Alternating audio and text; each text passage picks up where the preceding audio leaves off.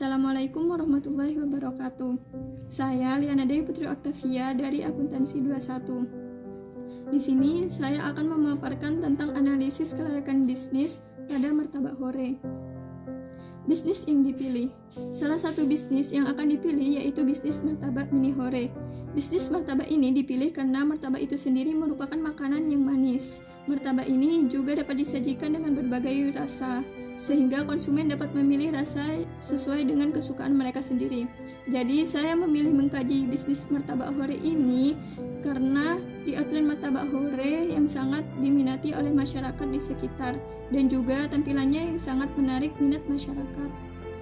Selanjutnya terdapat aspek kelayakan bisnis. Aspek kelayakan bisnis yang pertama yaitu terdapat aspek hukum.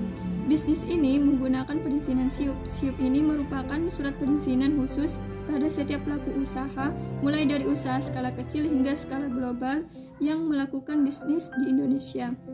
Jadi setiap bisnis yang mengurus dan memiliki SIUP baik secara langsung ataupun tidak langsung akan mendapatkan pengakuan penuh terhadap legalitas hukum pada bisnisnya. Yang kedua, aspek pasar dan pemasaran. Usaha yang akan dijalani ini mengarah pada segmentasi pasar umum, akan tetapi lebih spesifik mengarah ke pasar anak muda, di mana saat ini banyak sekali produsen kuliner yang menyediakan tempat anak muda untuk bersantai ataupun mengerjakan tugas sambil menikmati cemilan seperti martabak hore ini. Yang ketiga, terdapat aspek sumber daya manusia. Bisnis kuliner ini membutuhkan SDM yang aktif, terampil, dan memiliki kepribadian yang ramah dan menyenangkan, serta mental yang mampu bekerja di bawah tekanan. Hal tersebut dilakukan agar bisnis yang dijalankan itu bisa berjalan dengan lancar dan tidak mengecewakan konsumen. Yang keempat, terdapat aspek teknis dan produksi.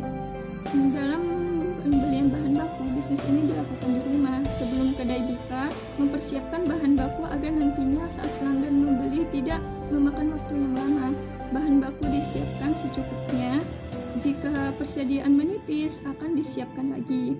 Proses pembuatannya akan baru membuatnya ketika pembeli memesan. Hal ini dilakukan agar tetap menjaga kualitas makanan serta untuk menghindari penumpukan makanan. Jadi yang tidak terjual itu tidak akan basi. Yang kelima, terdapat aspek manajemen. Pada umumnya yang telah tercantum dalam studi kelayakan bisnis merupakan tujuan makro yang perlu kita uraikan ke dalam bentuk mikro, sehingga jelas kegiatan apa saja yang dilakukan di dalamnya.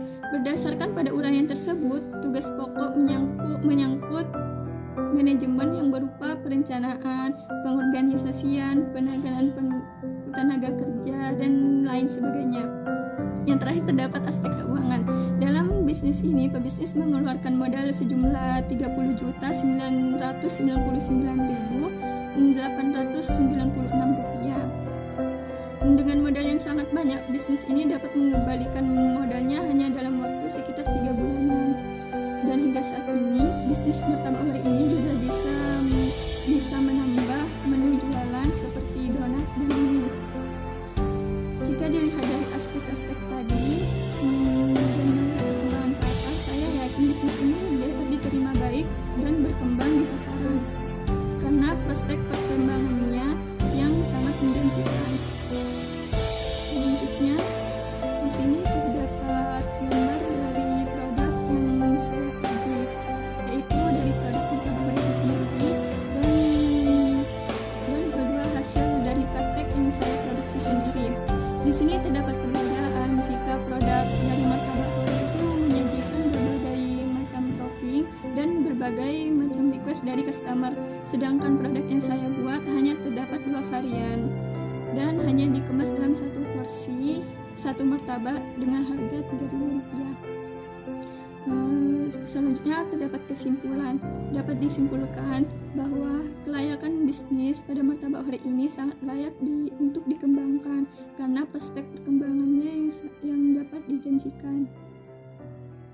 Sekian, terima kasih.